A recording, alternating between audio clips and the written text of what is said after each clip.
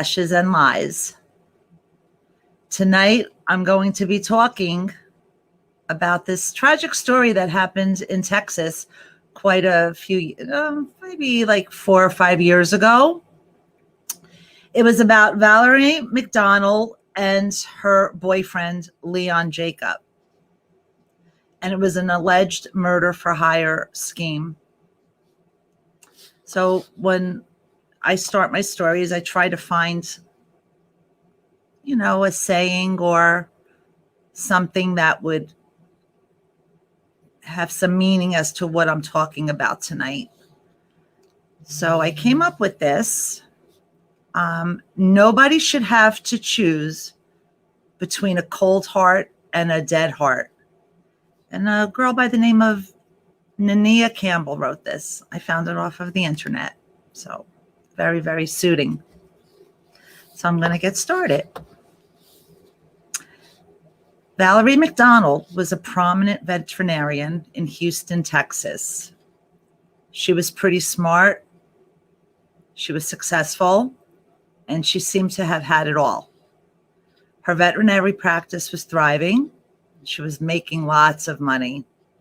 She owned 2 homes, one in the Houston area, and another was a beach house on the shore by Galveston, Texas. Valarie was married to her husband, Mac McDaniel, for 17 years. He was also her business partner. Together, they had one daughter who was around 9 years old when this story took place. Together, these two were amazing. I mean, he was so smart and brilliant, and he managed the business end of the vet clinic. And Val doing what she loved best, taking care of and treating sick animals. The two of them were like the dynamic duo.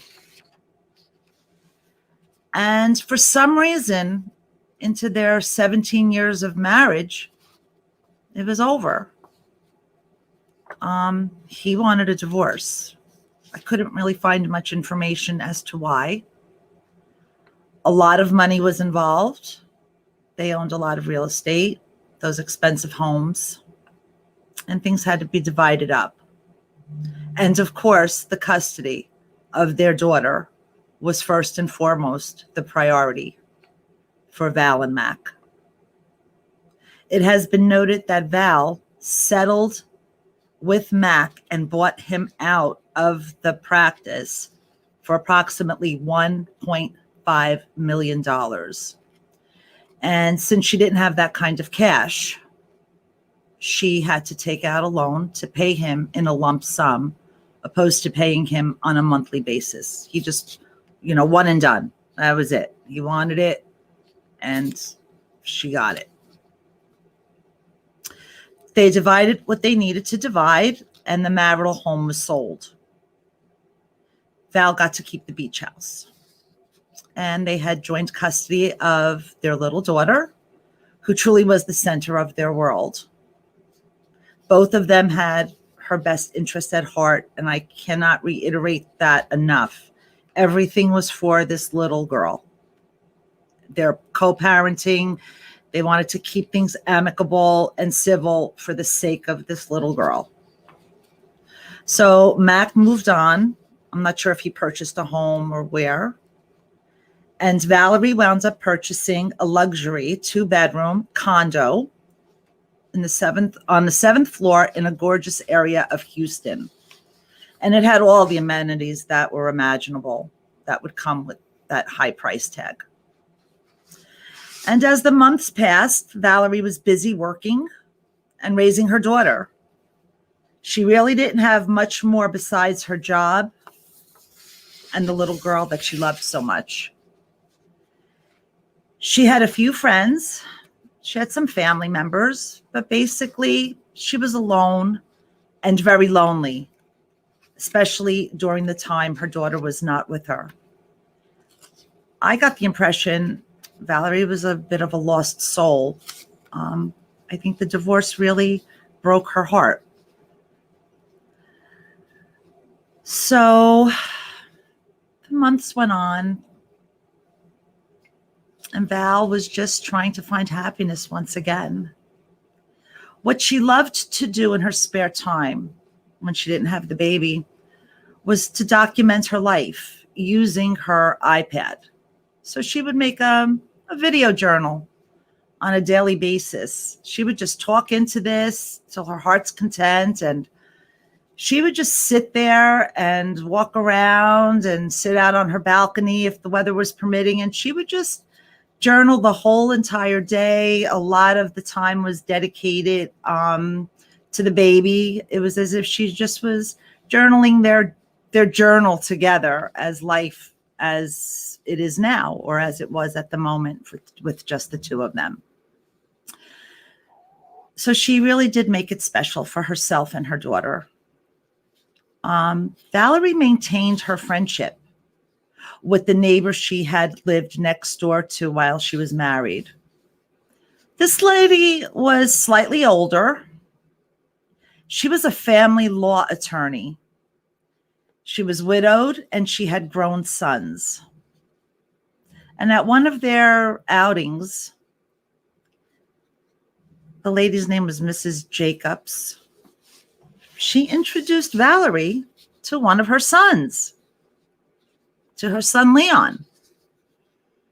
Wow.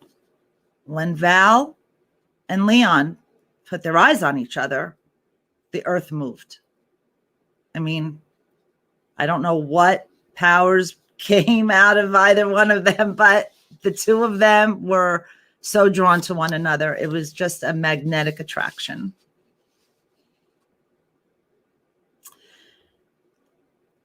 Val never met Leon, even though his mom lived next door to her, because Leon was a surgeon. He had gone to college and to medical school out of the area. And when he got married, he settled with his wife out of state. So she never would have met Leon. And he was also 9 years her junior. So that was kind of a big age difference, especially if she moved there. He might have only been in high school or grammar school, maybe. So Leon was a surgeon who had been married and divorced and recently moved back to Texas because he explained to Val he landed a great job in one of the area hospitals and he was starting his practice. And boy, Leon was quite a catch. She didn't care he was 9 years younger than her, and he didn't care that she was 9 years older than him. They actually looked nice together because she was a pretty girl. The two were smitten on each other, and they started making plans for a date immediately. Even though Val had told her own friends that she couldn't stand him the first 10 minutes of meeting him, she still decided to go on a date at the end of that night. And it would have been a nice change for her. So the date night arrived, and Leon performed his magic. He swept Valarie right off of her feet. He truly won her heart. And he seemed to have mutual feelings for her also. They had common future goals, talked of marriage, they cooked together, took trips, and they had so much passion inside and outside of the bedroom. Life seemed to be looking up for Val. I mean, she's the successful vet, and she's in love with a successful surgeon. I mean, wow. Like I said, she was going to be on part 2 of Dynamic Duo. I mean, he was just as brilliant as her husband. So before I continue, I need to talk about Leon. Leon Jacob had married his college sweetheart, Anne. Together, they had 2 sons. Anne had a successful career as an attorney, and she was working and supporting Leon so he could finish up with medical school and go on to become the surgeon that he wanted to be. After years of marriage, it too ended in divorce. And Leon didn't see his little boys much because while they were married, they had lived in another state, and he was taking on that big job in Texas. So he seemed fine with the arrangement. And Val, she had no reason to question him because, her custody battle was a little bit different. She had to remain in the state and live close to her ex-husband. Now, I still need to take us back a little bit further. After Leon's divorce, but before the time he met Valarie, there was another girl that he was involved with. And her name is Megan Varikas. Megan was from the Pittsburgh area, and she was an assistant manager for a large hotel chain. She actually had a very nice job and was doing well for herself. While working behind the front desk at the hotel in Pittsburgh, Leon walked in to sign for his room. And I believe he might have been there. I'm not sure if it was for school or for an intern program, but he was going to be there for a few days. And when Leon laid eyes on Megan, he nearly fell over. He put on his charm and in true Leon fashion, wooed Megan to go out to dinner with him.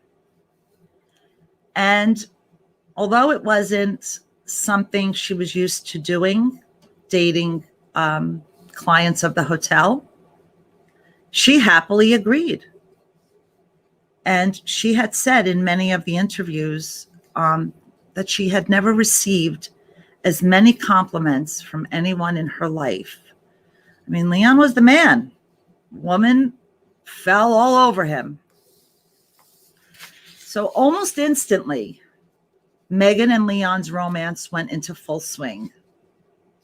Even though they lived in different states, the long distance aspect of it worked. These two were spending a lot of time together. They were flying back and forth every chance they got. And finally, they decided it was time to move in. And it made more sense for Megan to move to Texas and relocate from Pittsburgh because Leon had landed that job at the hospital and he was opening a practice. And Megan only needed to put in for a job transfer, which corporate office was only happy to do for her because she was very loyal and a dedicated employee. So off to Texas, Megan and Leon rented a very nice apartment. And I believe it was in a high-rise building, not the same one that Val lived in, but in a very nice area. And things were going great. The two were planning for their future, marriage, house, probably having a couple of children of their own since Megan hadn't had any children. And she wanted to be a mom. I mean, who doesn't? The months turned into a year. And at that year mark, things started to sour. And it started to get very bad. Leon was becoming verbally and physically abusive towards Megan. And the fighting was happening more frequently. It went from a week or two passing to just about every day. He was breaking things, throwing things, threatening her. Leon was also very jealous, and he was possessive. Megan was afraid. She was afraid for her life. And as year 2 approached, Megan left while Leon was out of the apartment. And the only things she took were her clothes and her personal belongings. She wanted nothing from that apartment and actually put herself in some debt starting up on her own. But she knew she would be all right. I think she might have stayed at the hotel when she explained to them what was going on, and they didn't want her to be in harm's way. So they made, the management, her bosses, may have allowed her to stay there for a few weeks or a month until she was able to find her own apartment. Because she did this in a pretty much of a week or two notice. Like she just left. So this move didn't sit well with Leon, and he started to stalk her. He started to harass her. He was obsessively texting her, calling her phone, calling her job, and he was leaving threatening messages. It got to the point where he was hiding out in the bushes of the hotel to watch Megan's every move. I mean, she's a single girl in this big city by herself, and she wasn't going to take things too lightly. She knew this could have been a dangerous situation. So Megan decided to file a restraining order against Leon, as well as assault charges. She had photos and documentation of the beatings that he gave her. And Leon was charged with both stalking and assault charges against Megan. And this became a legal mess for Leon. But his mother is an attorney, and she will help him get out of this somehow. Rest assured, mom to the rescue. So Valarie didn't know anything about this situation. In the meantime, Leon and Val fell very hard for each other. She had no reason to feel threatened about Leon or his personality. He was actually a very good guy, and she felt content and safe with him because his mother was her friend, Mrs. Jacob. She's not going to let any harm come her way if her son was nuts. She's not going to let that happen to Valarie. She loved Valarie. Val was blindsided, to say the least. As Leon's court date was approaching, and after many postponements, he needed to tell Valarie what was going on. And Val was clueless. She had no idea. I mean, by this point, Leon was living with her and her daughter when her daughter was there. And Val knew if her ex-husband, Mac, got wind of this case, he probably would have gone for sole custody to get the little girl away from her and Leon. So Val was really afraid that these allegations were going to damage her life.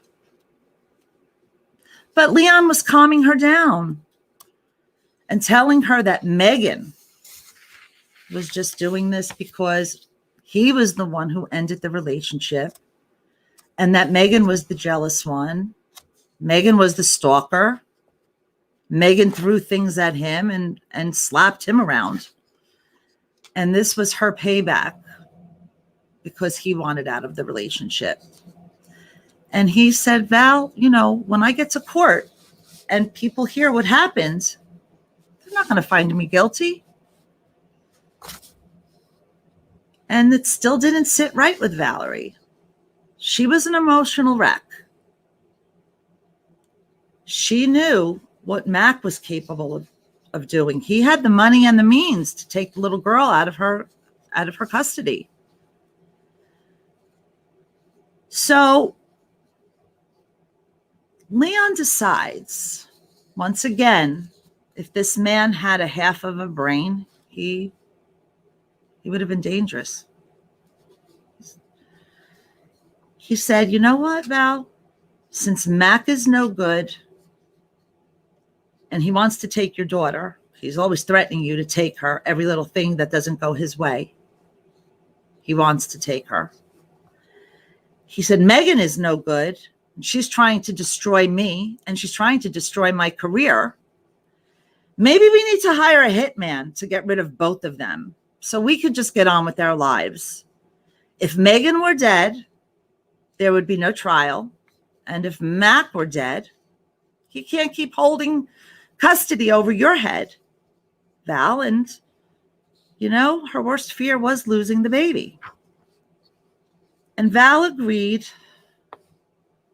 reluctantly, but she agreed. And once again, she let Leon handle the plan. Oh boy, Valarie, she had so much integrity and she was so smart. I do not understand, you know, what she was thinking or how Leon could have allegedly persuaded Val to come on board with this plan. But she did. And Leon had put the word out that he was looking for a hitman. And he contacted like an attorney who had represented him in something. I mean, he went to the weirdest places to find. He went to the weirdest places to find a hitman. And he was just like asking. I'm surprised he didn't put it on Craigslist that he needed a hitman. So one of his friends came through and said, I think I've got the man for you. So this so-called hitman was in touch with Leon. And they decided to meet and discuss what needed to be done. They decided on a price that was mutual for 2 killings. And everything was agreed upon, and a handshake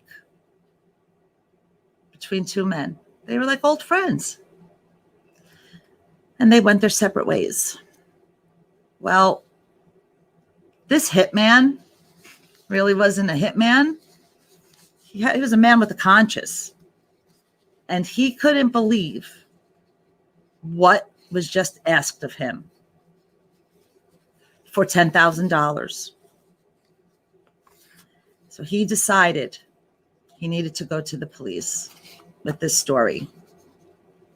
And he went to a head detective, and he told him that Leon wanted Megan and Mac dead. His ex-girlfriend and the ex-husband of his live-in love. The cops thought this man was crazy. I mean, who comes in off the street and says, I was just hired to kill someone or 2? So after a few days of back and forth, they asked the informant if he would wear a wire because they really needed to have the proof they needed in order to get some arrests in this case. And of course, he agreed. Yes, I will do whatever law enforcement is asked or asks of me.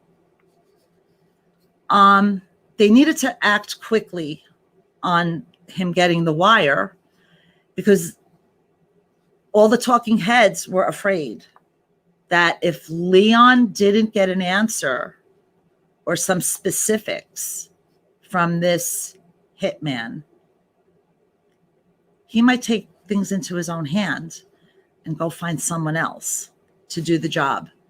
And that could have been a very dangerous situation had they lost sight of what Leon was capable or about to do. His wheels were always spinning. Leon, he was a deviant. So the sting was put into motion, and the informant met Valarie and Leon Jacob at a restaurant. And they discussed the particulars of what needed to be done.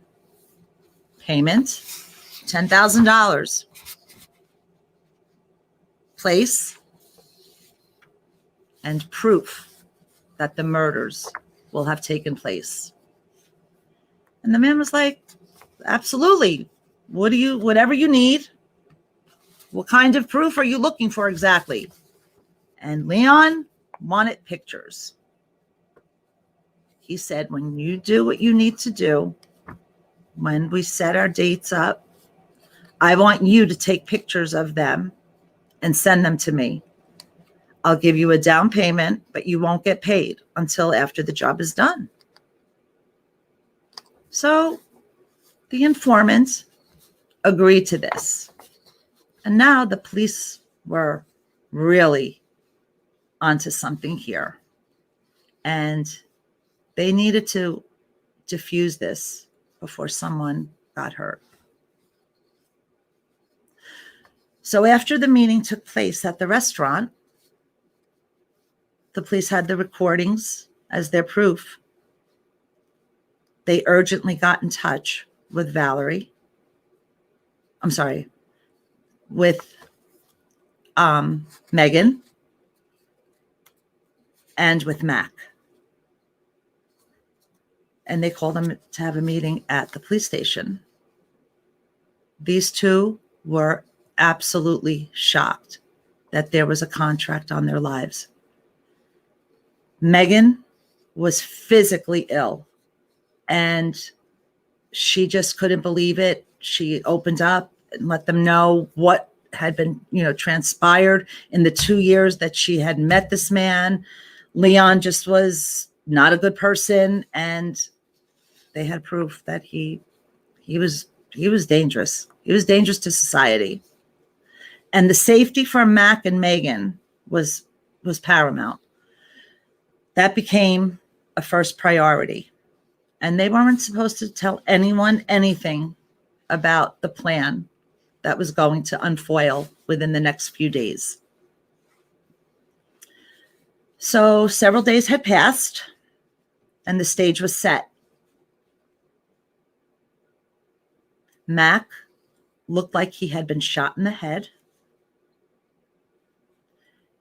He was down on the ground. There was blood. There looked like a bullet entry had been placed, from a real gun. And Megan looked like she was kidnapped and taken to a warehouse where she was zip tied. And she had duct tape around her mouth. Megan was so physically shaken up by this that she was an emotional wreck. You actually see her crying, and you really think by looking at these photos that she was being kidnapped and almost murdered. Like, she looked it. And after they put a bullet or two on her body, they had people come in and do some theatrical makeup. The cops had used animal blood.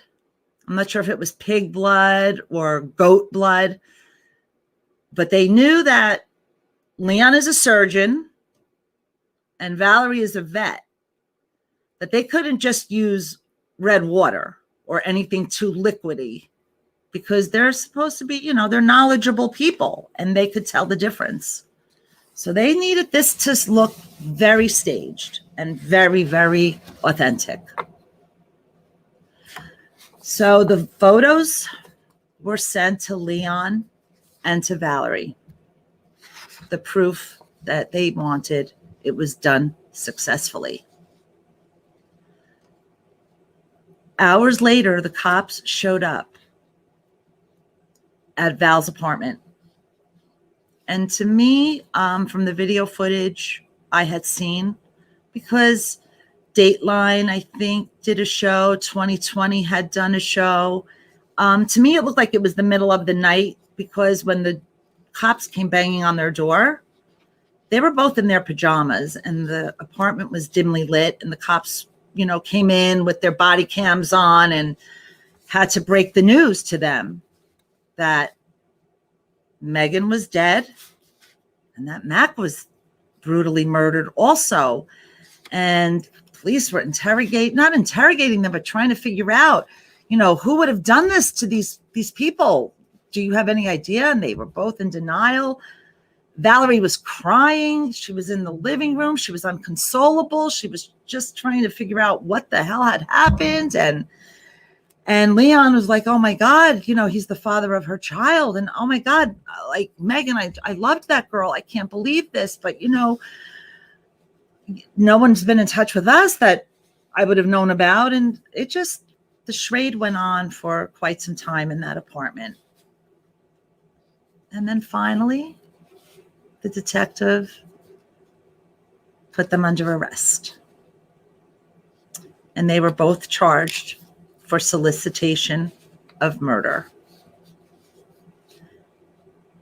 And the police let them both know that Megan and Mac are alive and well, and that their plan didn't happen. Valarie was crazed. She has never even had a traffic ticket. She's never been in front of a court or a judge for anything in her life. She has to face the music on this. She was let out on $50,000 bail. And Leon was denied bail because he was considered a danger to society and to Megan. And the judge couldn't let him out for fear he would try to finish Megan off on his own. So on March 25th, 2017, Valarie came home to her apartment. She was all alone. Leon was in jail somewhere. They weren't allowed to speak to each other. She really didn't have much by way of contact with his own mom at this point. And she just didn't know quite what to do. She knew that she was in deep shit right now over this and probably was going to lose her baby. But Valarie was that documentarian. She was always she was always videoing her diary on her iPad. So she started to document on her iPad what had happened. She apologized to Mac. She apologized to her family, to her friends, and she apologized to her daughter. And, you could hear in her voice the fear. And at the very end, I'm going to quote Valarie. She said, I am sorry about everything. And she shut off the recording and closed the iPad. With this,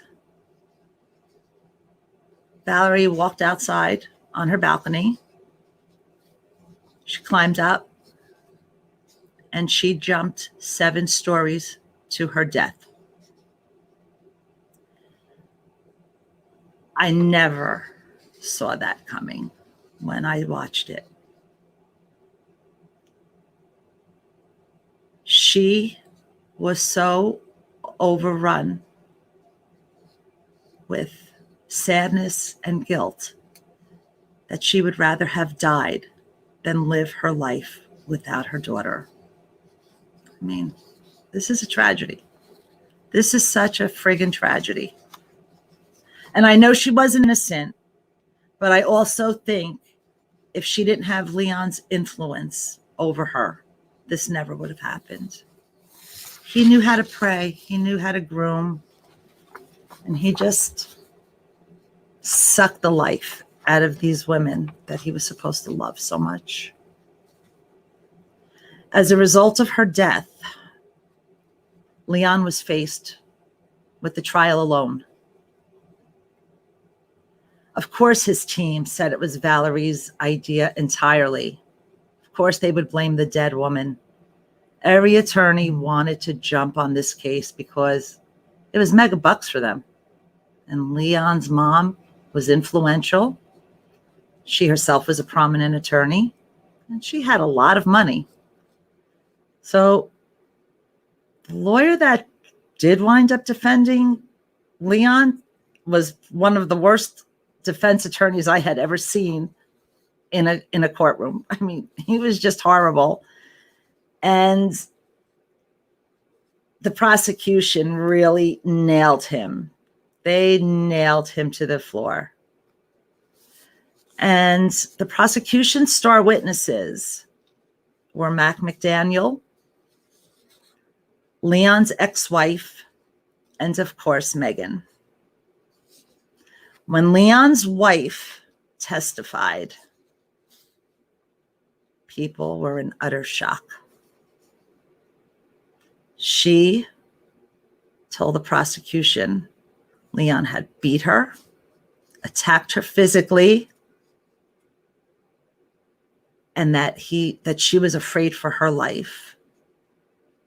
He had done to his ex-wife what he had done to Megan. But for some reason, because they were in a different state than Texas, the charges were dropped against him and dismissed, and he just got probation. But that was enough to destroy Leon's professional life. That was in such a shambles, but no one knew. He graduated medical school in Granada. He had various surgical training and residency programs around the United States. But he never received his medical license. He could never pass the test. He was terminated from every program that he was ever accepted into. No one had a positive